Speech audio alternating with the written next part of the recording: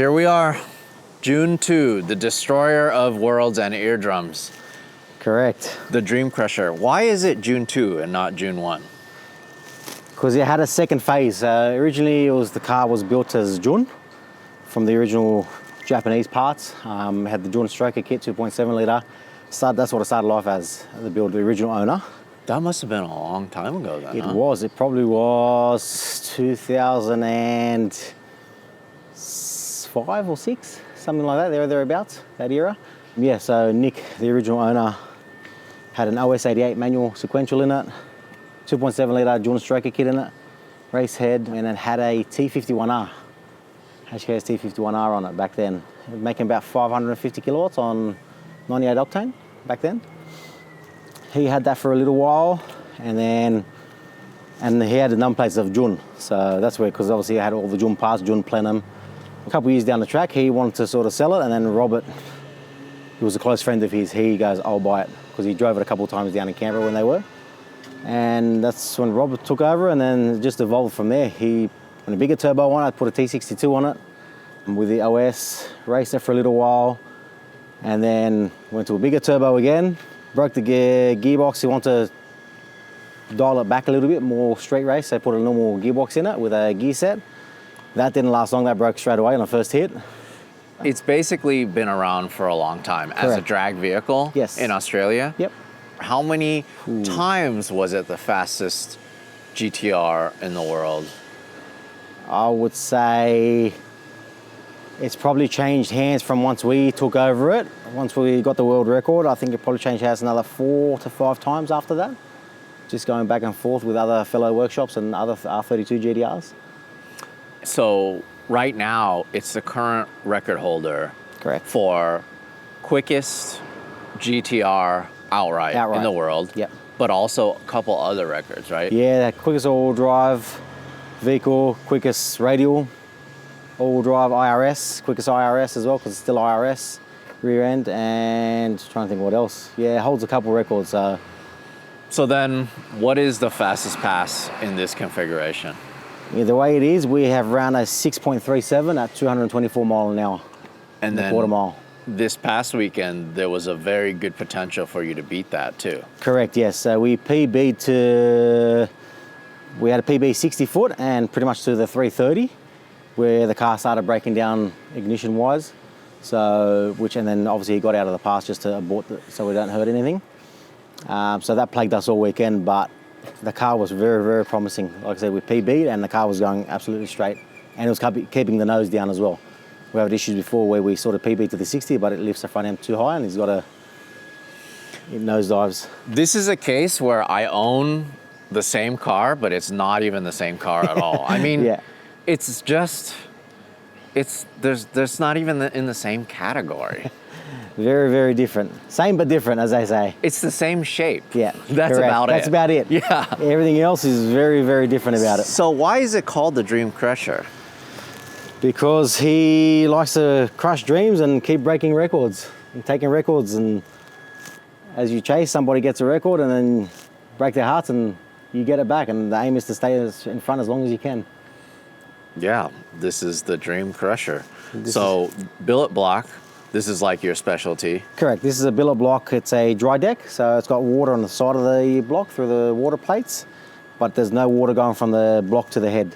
It goes separately. So we've got water going through the cylinder head and then water going through the cylinder block. So separately. Which means you could still potentially run this on the street if you need to. Yeah.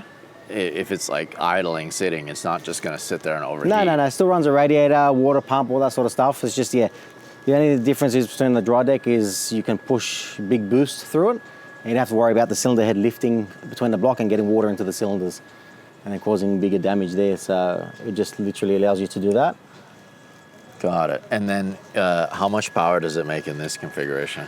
We haven't had it on a full dyno pool, but it'll have to be around anywhere from 25 to 2800 at the hubs horsepower. So with this turbo configuration the way it is, and the power it's running at, a mile an hour. So this is just so crazy. I can't look at this. I mean, And then also all of this is billet? Yeah, so it's got a billet, custom plenum creations, inlet manifold and fuel rails. We run 24 injectors on it, so it's 4 injectors per cylinder. They're ID 2600cc injectors. And so this is in case it blows, it'll actually blow this out? Correct, yeah. So if it has a backfire or nitrous backfire or something like that, it'll burst the burst panel instead of destroying the intake manifold. And then you just replace that little screen. Right. That way you save the rest of the Correct, yeah. setup. It'll just blow the weakest point, which is that. So. Like, oh my goodness, it is so crazy. Yeah, so it runs a water-to-air intercooler, 110 millimeter turbo. And then so it being water to air, Yes. is it just like ice water that you Ice guys water, are correct, running yeah. through So we've here? got the water tank here. Oh, okay. So you run ice with water. So a little bit of water and mainly ice. So just enough to melt it, and then there's a water pump that pumps it through the intercooler, through the core, so which cools the core, freezes the core, and then the hot charge air goes in and comes out cold to the other side. This headlight setup is crazy too. Yeah, Wow. so we've got a big duct to get as much air in as possible for the turbo.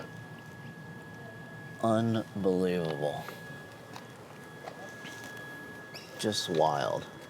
And this is all titanium, you guys do That's all a this? full titanium, correct, that's all in-house. It's a full titanium exhaust on it, and side pipe. And what's this, the oil? That's the oil tank for the dry sump. And you mount it up here because you need more weight up here? Correct, you need as much weight as possible to the front. So we mount everything at the front of the car instead of having it in the boot and running more lines from front to back. It's the shortest way to have lines to the pump and to the engine, and it's also you're keeping the weight at the front. And this is all metal. It's not like a tube frame No, or it's anything. all factory chassis, radiator support. Yeah. It's just the bumper is modified. Correct. to- So this is a carbon fiber front bumper bar, which has been blocked off. We've modified it and blocked it off because it's got the water to air now. It doesn't have the air to air intercooler. So we've blocked it off just to stop the air, a bit of more aerodynamic for it as much as possible. Why is this pickup point moved back? That's changed because we've had a different, it's an aftermarket subframe on it. It's a tubular front subframe on it, which is a race fab from New Zealand. So, and they run a completely different suspension. It's a double A-arm pickup on it. And does that allow for you to run wider tires? Yes, so you got more clearance to run wider wheels, tires, and also it eliminates a lot of the bump steer as well. So then this is not factory, this is aftermarket. That's you're correct. It's got carbon fiber front guards on it. And is this the exact setup you guys were running this weekend at GTR Fest? Yes, correct, as is. Exactly what we had there.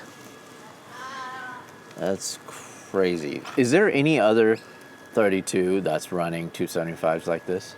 Yeah, there's quite a number of them. All the big ones that are running those numbers or close to those numbers all run a 275 60 Pro Radial on them, which is a 28-inch tall tyre. The street cars, like War GTR and the other ones run a smaller size tyre. Still on a 15-inch, but they run either a 255 or a 275 50, which is like equivalent to a 26-inch tall tyre. This is just so crazy. And then carbon fiber hood. Yes. One of the things you were telling me is that you're not running hood pins. What's the reason of that? The owner wants it to look as stock as possible, so he goes, never putting bonnet pins on it. As much as we want it for safety, but yeah, so before each pass, we've got to tape the bonnet to the guards, tape the headlights down so there's less air getting underneath trying to lift it, and tape it all down because it runs a full factory standard latch. Has he seen the rest of the car? I feel like there's nothing factory about this thing. Yeah, he's that's one thing that he's sentimental about. He just doesn't want to change that. As much as we try to convince him, he doesn't want to know about it. All right, so let's talk about the rest of the car. Yes. Glass here. Yes, glass, power windows. Power windows. Still got power windows. It's in the street category, so people like to see the power windows and everything, mirrors and everything still works. So they like to see all the factory OEM stuff on it. Amazing. Aftermarket. Yeah, correct. Mirror. So if it was to go into like the full drag setup and not street, then you can go Lexan windows. You don't need them to work. And this is take more. The carbon doors. Carbon doors. Correct. Custom door trims in the bottom half. Custom carbon dash. Carbon seats. This is also carbon. Correct. That's a carbon rear quarter. He's gone to these carbon because he went to a wider rim at the back, to a 12-inch wide wheel, and with the standard quarters, they sit too far out and it'll rub on it. So he's gone to, this is a wide body, slight wide body, carbon rear quarters on them. Even though you're running a square setup, yep, the rear is bigger. The tyre's the same, front and rear, 275/60s. The rim itself is a wider rim. Oh. And just to square off the tyre and get a bit more traction out of it. This is an interesting beadlock setup. What's going on here? So these are, it's just a normal style rim, and we drill them out and we put the rim screws in them. Get the rim screws instead of having a beadlock set up. Huh. Is there an advantage to doing that? No, you're probably better off with beadlocks, but it's just he likes these wheels and he doesn't want to change. So, and they are a bit funny to get the right offsets for the GTRs, but you can get them now. People are starting to make them. But yeah, he's on certain things. He's very sentimental with what he wants to do. Right. Stock or stock style. Stock style wing. It's a carbon one, carbon boot. Parachutes. You gotta have two of them because this twin goes parachutes, over correct. Over 200 mile over now. 200. Yeah. Can we take a look at the trunk setup? The inside the trunk? Yeah. Yes. Let me try and open this one up. Oh, there's nothing here. It's got yes, correct, 'cause it's got all the bar work for the 9-inch IRS diff going through it. We've braced that to the roll cage. As we originally, when we had the 9-inch in it, after a few passes, it actually ripped the whole floor where it was mounted to. Oh. It destroyed all the floor, so then we went and got it braced from, as you can see, these bars go straight to the 9-inch IRS where it's mounted. Huh. So we braced it all up. Yes, so they're the carbon rear quarters. Huh. And then stock tail lights. Stock tail lights, stock beaver panel. Is this carbon too? Yeah, that's a carbon boot, correct. What a wild vehicle. Can we take a look at the inside? Yeah, of course. So, still power windows, carbon dash. Yes. Rear seat delete. It still has carpet though. Yeah, he's trimmed it all to make it look nice. Yeah, so it's still got most of the trim in it. It's got the carbon seats in it. But yeah, he's just deleted the rear seats out of it. And then transmission? Transmission's a Owls Race Glides Turbo 400. And it's 3-speed? 3-speed, correct. It's a 3-speed. Parachute release up there. Yeah, it's got the parachute release. It's got the safety for it. Yeah, it's an actuator too, safety. So if he doesn't pull the chutes out of the past the thing, it's a safety. Yeah, it does it. Operated through CO2. Oh. So yeah, it'll pull how do you activate? Or activate it does automatically. Correct. They control it through at the drag strip. Oh, really? Correct. Yeah. So they already know. Like you have to have it after running a certain. After I think it's quicker than 6.5. Right. You've got to have it to actually race as part of your taking. Just in case something happens where the driver can't hit it. Electromotion is what they call it. That's what they call it. Right. That's it's all the safeties in it. It cuts off power, pulls the chutes, everything all that sort of once. That's cool. All business here. Correct. Yeah, the faster you go, the more you sort of safeties and everything you got to have in the car to sort of keep racing. So the all-wheel drive setup, is it locked front and rear diffs? The back runs a 9-inch IRS with a spool in it, so it's got a full spool in it. The front is just a factory gears, but it runs a LSD in the front, and that's it. And then the actual still runs a factory Atessa system in it. Really? But all controlled through the Motec. So you can adjust drive, have a 2-wheel drive through the Motec, through the button. So he's got 4-wheel drive burnout mode, which is rear-wheel drive, and then in drag mode it'll go to 4-wheel drive. And then down the strip you can adjust and back off how much 4-wheel drive you got. So you can bleed it off. You can pretty much start off with 4-wheel drive and end up with 0 by the end of it if you really want to. And that's all something that you program? It's all through the ECU, programmed through the ECU, correct. So then the transfer case, all that stuff is still... Transfer case is still OEM transfer case. We upgraded it, put a few extra clutches in it to get a bit more bite out of it. Yeah, the Turbo 400, obviously, they're originally a rear-wheel drive, Turbo 400, but they make adapter plates and so you can put the transfer case onto it. But yes, transfer case is still OEM. Then runs the tail shaft to the rear diff and that's it. That is just so cool. Yeah, it is. It's pretty unreal. It's amazing to me how much left is R32 GTR. Yeah. with this being such a crazy vehicle. So if everything went well this past weekend, Yes. this could go a lot faster. There is a fair bit. Power-wise, we know we've got plenty left in it. It's just chassis-wise, how much more it'll take. We've been struggling a little bit lately, but we feel we have sorted it out and we can go a little bit quicker now. Because like I mentioned, this past weekend, the car was going dead straight, PBing to the 60 and the 330. It's just, just as long as we can do a full pass, then there's no reason why we can't go quicker.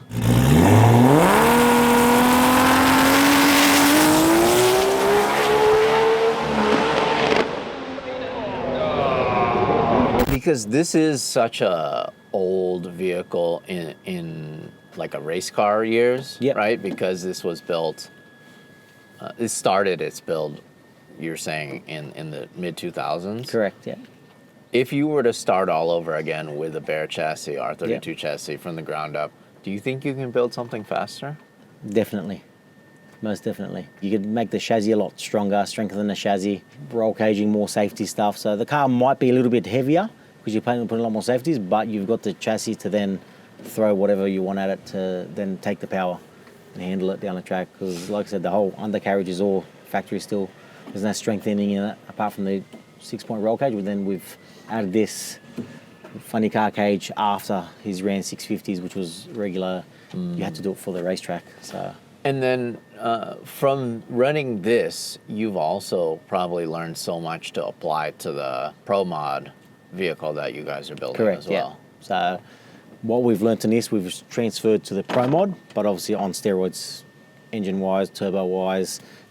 You got the best of the best in the chassis as well. So he's got the best transmission in it. We just got everything we can to have in it. Now it's just finishing it off and then applying it at the racetrack.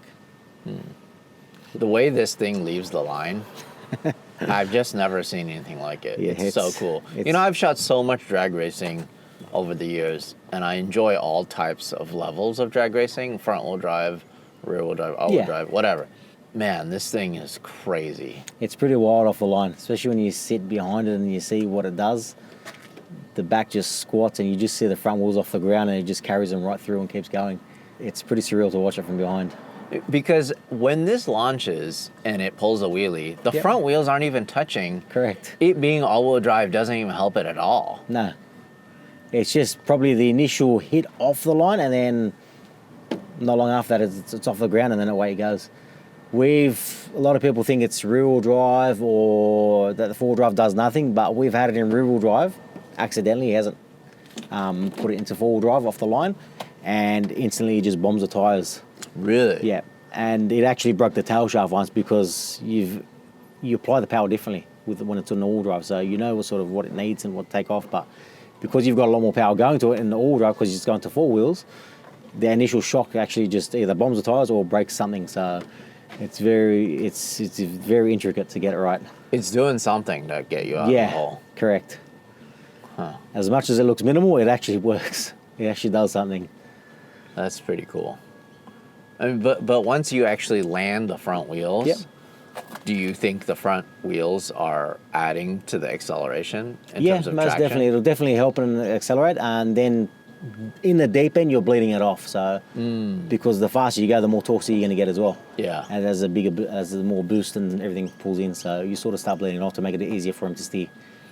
That's so crazy to me that the original Nissan Atessa system is still being used in this. Correct. That is so cool. Standard Atessa, standard transfer case. What do you guys do for the power steering for this one? This one, we've literally just removed the power steering now because we ran out of room at the front for the actual pump itself because we ran to the water to air because we used to run the air to air. And because you got the icebox and all that, so we've sort of deleted it at the moment, but we're thinking we're pretty close to try and put it back in because it's just very hard for him to steer at the moment. Yeah. Especially with the bigger tyres at the front. There was I saw a video where this changed lanes completely, right? Yeah. This went from the right lane to the left lane. Correct. And was that with power steering or without power steering? That's without. So it potentially could help in terms of counter steering? Most definitely, yes. Yeah, it's he finds it very hard to sort of pull back once it sort of starts moving out on him. If it starts sort of glides, it's not too bad, but when it starts grabbing to pull, because obviously you got the bigger tyres at the front, the all-wheel drive, so... Man, you guys were so lucky you were in the right lane. Yeah, we're extremely lucky. There's no other way to put it, right? Yeah. I mean, wow. It's a wild ride. When it's going straight and good, it's good. When it's not, it's pretty violent. I expect the craziest GTRs to be here in Australia. Yeah. For so many to be in one area from one shop. Yeah. That's what blows me away. Yeah. Part of it also is something we talked about in our overall video, is that you guys have the customer base to warrant this. 100%. Without the customers, we wouldn't be where we are. Literally every single car here is a customer car. So to let us build their dreams and go out racing, I mean, that's our dream as well. So it just puts a smile on our face, and it just puts a bigger smile on our face when we see them smile. Yeah. Enjoy and get records and enjoying what their hobby, really. Yeah, leaving your mark. That's it. Amazing. All right, cool. Thank you. That's Not a wrap. Hey, thanks for watching. If you want to support us directly, go to larrychenprints.com. I print and sign every single one of these. This is the perfect gift, or it's the perfect piece of art for your wall.